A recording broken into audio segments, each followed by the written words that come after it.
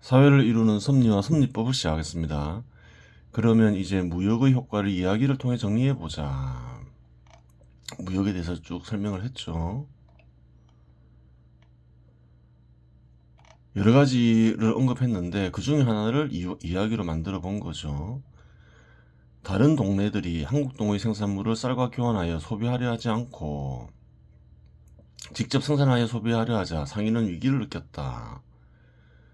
그렇죠. 상인은 한국동의 생산물을 주로 이제 다른 동네에 팔아서 이익을 얻죠. 근데 다른 동네에서 직접 생산하게 되면 이익을 얻기 어려워지는 거죠.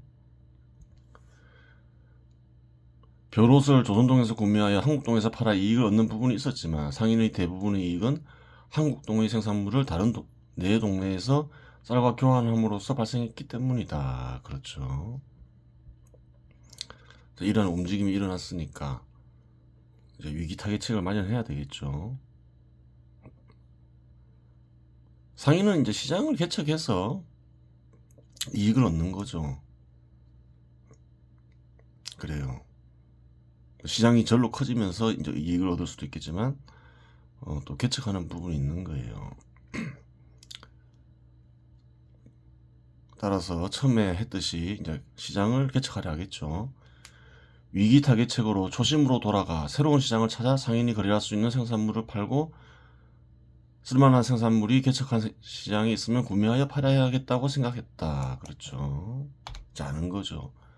한국동 주민인 상인이 다른 동네에서 한국동 생산물을 팔아서 이익을 얻지만 또 다른 경우도 있었죠. 다른 동네, 즉 조선동에서 벼롯이 생산되죠. 그것을 또 한국동을 비롯한 다른 동네에 팔아서 또 이익을 얻기도 하죠.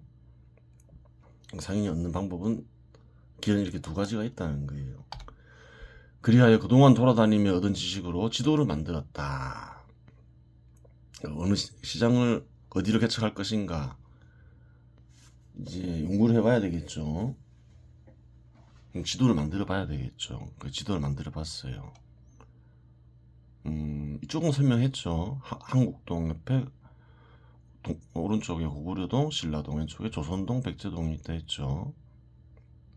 그리고 그 위에는 이제 베니수알라가 있죠. 또 베니수알라 위에는 이제 이렇게 발해라고 이렇게 발해동으로 이렇게 이제 썼죠. 그다음 만주동, 북경동, 산동, 상해동. 이건 사막이죠. 이게 사막이, 이것도 사막이에요. 노란색은. 그래요. 사막이니까 이제 강이 되는 거죠. 서강이죠. 서강이 되고 이쪽은 동강이 되고 남강이다. 이렇게 연결되어 있겠죠. 이렇게 가정하는 거죠. 그리고 여기서부터 바다다. 그렇게 되는 거예요.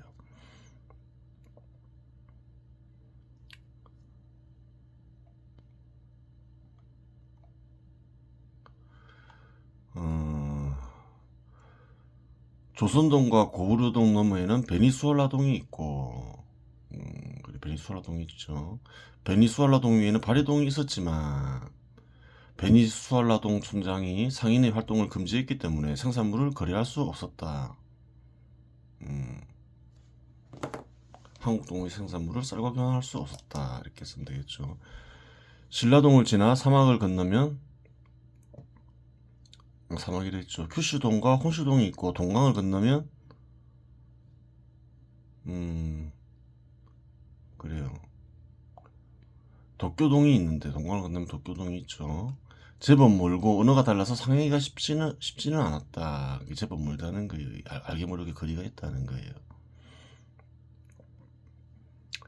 하지만 시장 개척이 불가능하지는 않았다. 신라동 상점에 있는 직원으로부터 가끔 큐슈동이 있죠. 혼슈동에서 온 여행객들이 철로 만든 농기구를 쌀과 교환하여 갔다는 보고를 받았다. 그래요. 하여간 큐슈동과 호슈동, 도쿄동에도 상점을 만들겠다고 생각했다. 그래요. 조선동을 지나 서강을 건너면 북경동과 산동이 있고, 서강을 지나면 북경동과 산동이 있죠. 백제동을 지나 사망을 건너면 상해동이 있다. 그곳에서도 쌀농사를 짓긴 하지만 너무 멀고 언어가 달라서 상거래를 하기 쉽지가 않았다. 그렇죠. 또 이렇게 갈라 해도 막혀 있고.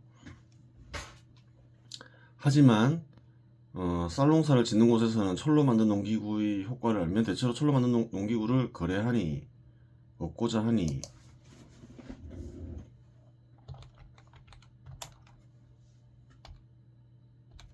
개척이 불가능한 것은 아니었다. 그렇죠. 농민들은 보다 많은 수확량을 얻으려 하죠. 동강과 서강, 남강은 사막에 막혀있어 강처럼 보일 뿐이지 그 크기는 광활하여 바다인지 강인지 구별이 잘 안 되었다. 한반도 주변 지도를 동네로 만든 거죠. 넓다는 거예요.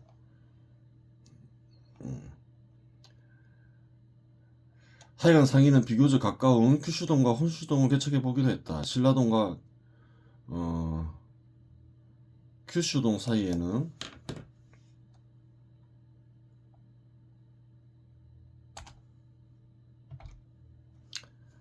사막이 있었지만 사막이 있죠.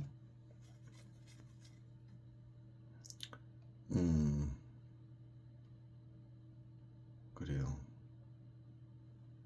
서강을 지나 북경동이나 산동, 상해동을 가는 일보다 쉬웠다. 이쪽 가는 것보다 이쪽이 거리가 가깝죠, 훨씬. 일단 거리가 좀 더 가까웠고 신라동과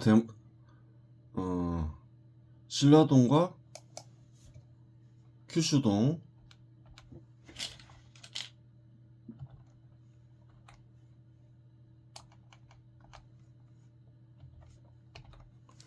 동 사이에 있는 사막 중간에는 오아시스가 있고 오아시스에는 대마동이라는 마을이 있었는데 대마동에는 한국동이나 신라동에서 쓰는 말을 아는 이들이 있다는 정보를 신라동 직원을 통해 확보했다. 그래요. 대마동 사람들도 왔다는 거예요. 그래요. 어디에 사냐 물어봤겠죠. 좀 특이하니까 외모나 이런 게 말투나. 물론 그들은 규슈동과 호수동, 도쿄동의 말도 아는 이들이었는데 이 동네 저 동네 사람들이 이주하여 만들어진 동네이다 보니 그러한 현상이 발생한 것으로 보였다. 오래전부터.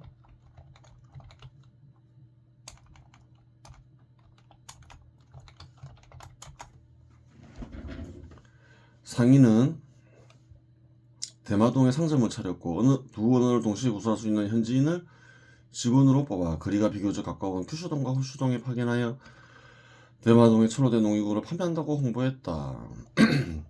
상점 하나 만들어 봤다는 거예요. 그래서 한번 쭉 홍보를 해봤다는 거죠. 농기구를 많이 살 것이다 이렇게 생각하고. 철로된 농기구의 효과는 큐슈동과 호슈동, 도쿄동에 알려져 있었다. 철로된 농기구를 구매한 농민들이 쌀 수확량이 크게 증가함으로써 저절로 소문이 났던 것이다. 그렇죠. 전에 사과도 했죠. 많은 이들이 철로된 농기구를 구매하러 오자 상인은 큐슈동, 혼슈동, 도쿄동에도 상점을 차렸다. 처음에는 주로 철로된 농기구가 팔렸지만 이후에는 주방도구, 건축도구, 옷 등도 잘 팔렸다. 소고기, 닭고기 역시 마찬가지였다. 고기는 운송기간이 길어지면 상하에 판매할 수 없었는데 이 문제 역시 해결되었다. 말이 끓는 수레를 이용하여 빠르게 운송하여 판매했던 것이다. 그전에는 소수레와 개수레 있죠. 근데 말수레도 만들 수 있는 거죠. 그래요. 말은 빠르니까 시간을 단축시킬 수 있는 거죠. 결과적으로 장인이나 목축업자, 의료업자는 생산량을 배로 늘려야 했고 결국 직원 수도 배로 늘려야 했다. 그렇죠. 이제 동네 4개가 또 늘어나 버렸죠. 동네 규모가 비슷비슷하다고 보면 이제 그렇게 되는 거죠. 푸른 옷을 생산하는 의료업자의 경우 별옷이 다른 의료업자에 의해 생산되어 판매됨에 따라 생산량이 줄어 3명의 직원을 해고했는데 판매량이 다시 크게 증가함에 따라 해고된 직원을 다시 고용하여 생산했다. 또 생산량을 늘려야 되니까 이제 해고했던 직원을 다시 고용할 수 있게 된 거죠. 그래요. 상인이 업무차 도쿄동 상점에 들렀는데 앞에 내용은 이제 시장 개척을 해서 이익을 얻는 거는 어떻게 이익이 얻는지 앞에서 다 얘기했죠. 그래서 뭐 별도로 양적으로 어떻게 되는지 이제 계산해 보진 않았죠. 뭐 똑같은 걸 계속 반복할 필요는 없잖아요. 앞에서 한번 해봤으면 됐지.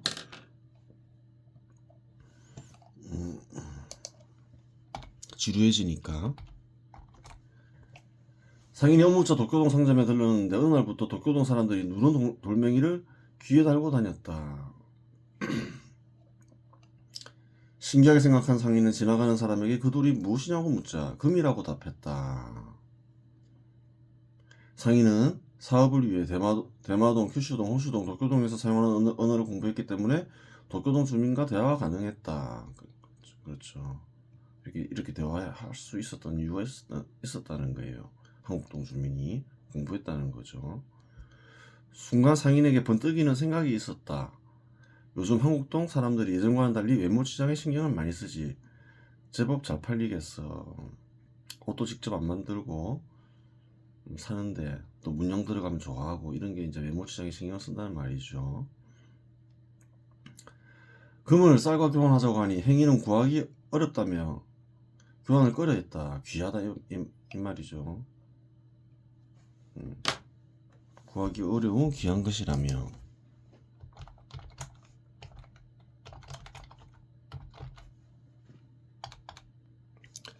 상인은 기어코 사야겠다는 생각에 행인에게 어느 정도의 쌀을 주면 교환하겠냐고 물었다. 그러자 100kg의 쌀을 주면 1kg의 금을 넘기겠다고 했다.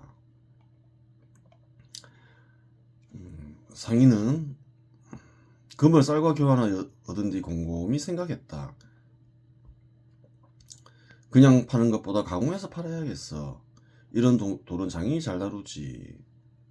가공까지 하면 더 큰 이익을 남길 수 있다. 이렇게 생각한 거죠. 장인을 찾아간 상인은 샘플로 가져간 귀걸이를 보여주며 가공을 요청했다. 좀 더 잘 만들어 달라 했겠죠. 장인은 금을 보는 순간 처리 가공 방식과 크게 다르지 않음을 단번에 알아챘다. 장인은 가공에 대한 대가로 귀걸이 한 쌍당 5kg을 요구했다. 한 개당은 2.5kg 되겠죠. 귀걸이 한 개에는 25g의 금이 필요하고 1kg의 금으로 40개의 귀걸이, 즉 20쌍의 귀걸이를 생산할 수 있었다. 그렇죠. 1000 나누기 25 하면 되죠. 1kg은 1000g이죠.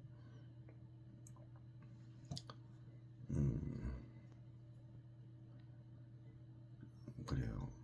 한 개의 귀걸이를 만들기 위해서는 25g의 금이 필요한데 25g의 금을 구하기 위해서는 2.5kg의 쌀이 필요하다.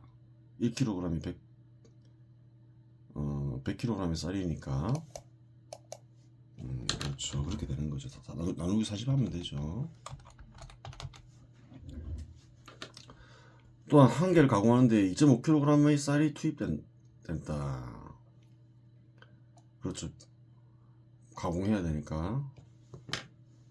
결국 한 쌍당 10kg의 쌀이 투입되어야 한다. 비용으로 10kg이 든다는 거예요. 한 쌍당. 한 개당 5kg의 쌀이 드니까.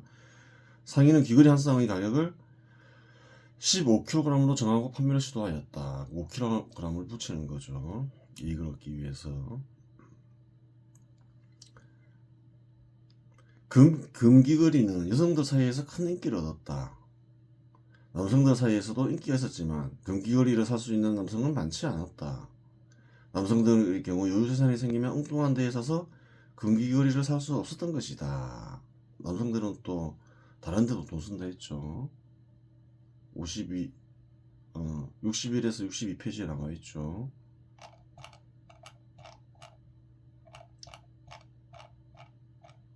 (61에서 62)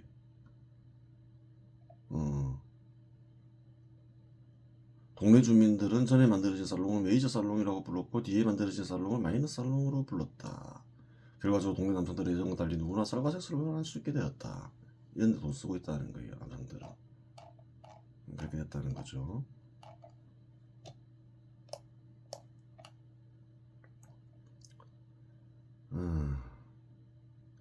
금귀걸이는 한국동 주민들에게만 인기가 있었던 것은 아니다. 부유해진 동네들 고구려동, 백제동, 신라동, 조선동에서도 금귀걸이는 널리 알려졌고 금귀걸이를 서로 구하고자 하였다. 상인은 안정적인 금의 확보를 위해 도쿄동 촌장을 접촉했다. 그래요. 함부로 귀한 것을 하면 그래 캐가거나 그러면 문제가 생기겠죠. 촌장과 접촉해서 정식으로 금을 얻어야 되겠죠.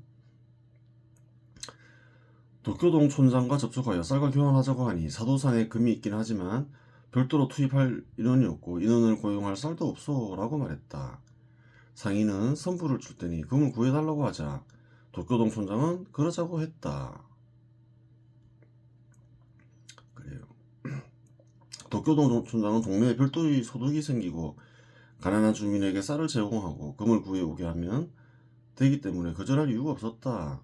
별도의 소득이 생기고 또 가난한 이들에게 소득을 제공하잖아요. 거절할 이유가 없는 거죠.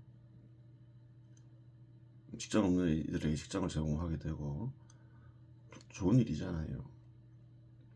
그리하여 상인은 안정적인 금리 확보도 가능해졌다. 그래요. 금기거리는 이후에 한국동, 고구려동, 백제동, 신라동, 조선동에서 널리 보급되었고 나아가 대마동, 규슈동, 호슈동, 도쿄동에서도 큰 인기를 끌며 쌀과 교환되었다. 그래요. 투박하게 가공된 금기거리보다 세련되게 가공된 금기거리가 보기에도 좋고 귀하게 계셨던 것이다. 이런 식으로 무역이 이루어질 수도 있다는 거예요. 금을 사가서 가공해서 다시 또 금산지에서 판매도 가능한 거죠. 이중적으로 이루어지기도 한다는 거예요. 원래 그런 경우는 능히 확인이 가능하죠. 원유를 예를 들어서 석유를 그래요. 시추한다 해서 가공할 수 있는 건 아니죠. 그것도 별도의 기술이 필요할 수 있는 거죠. 현재 산지에서 가공이 되는 게 아니라 딴 곳에서 가공돼서 또 다시 판매될 수도 있는 거예요. 그래요.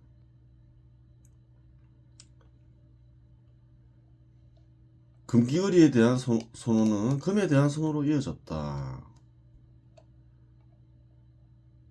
금은 쌀보다 귀하게 여겨졌고 적은 양의 금만으로도 다른 상품들과 교환이 가능했다.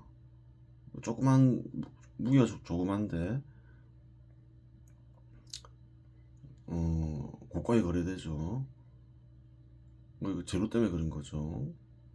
이제 금이 쌀보다 귀하다 이런 걸 아는 거예요. 또 금을 선호하니까 금을 주면 좋아한다는 거예요. 교환이 쉽게 이루어진다는 거예요. 또한 많은 이들이 쌀 대신 금으로 비축하고자 하였다. 쌀과는 달리 상하지 않기 때문에 영구적인 보관이 가능했고 별도의 창고 없이도 보관이 가능했기 때문이다. 금이 쌀보다 또 유용한 점이 있죠. 거래 금액이 커지면 커질수록 어떤가요? 쌀을 들고 다니면서 거래할 수 없잖아요. 막 10kg 교환되고 20kg 교환되고 그러면 예를 들어서 현 시대에 쌀 10kg 정도가 보통 한국에서 4, 5만원 하죠. 5만원 정도 한다 가정하고 그러면 20만원을 거래하기 위해서는 40kg의 쌀을 들고 가야 되잖아요. 거래가 힘들어지는 거죠. 그거는 쌀이 귀할 때 거래 금액이 아주 작을 때 쌀이 이용되는 거지 거래 금액이 커지면 쌀이 화폐로서 기능하기 어려워지는 거죠. 금도 그럴 수 있죠. 거래 금액이 점점 커짐에 따라서 화폐로 이용되다가 화폐로 이용되지 않을 수가 있는 거죠. 금도 다 똑같은 이유죠. 이러한 변화를 눈치챈 금융업자는 쌀을 예치하고 대여하는 일과 동시에 금을 예치하고 대여하기 시작했다. 그러다가 결국 쌀을 예치하고 대여하는 일을 중단하였다. 금만으로도 가능하면 금으로 하지 굳이 쌀을 할 필요 없죠. 그래요.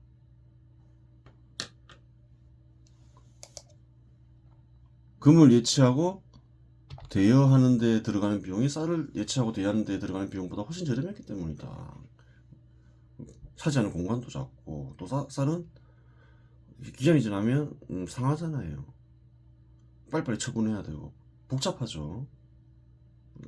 자연히 이제 금이 교환 수단으로 사용되고 사람들이 선호하게 되면 자연히 뭐 은도 그럴 수 있죠. 금이나 은으로 바뀌는 거죠. 그래요. 이번 시간에서 마치겠습니다.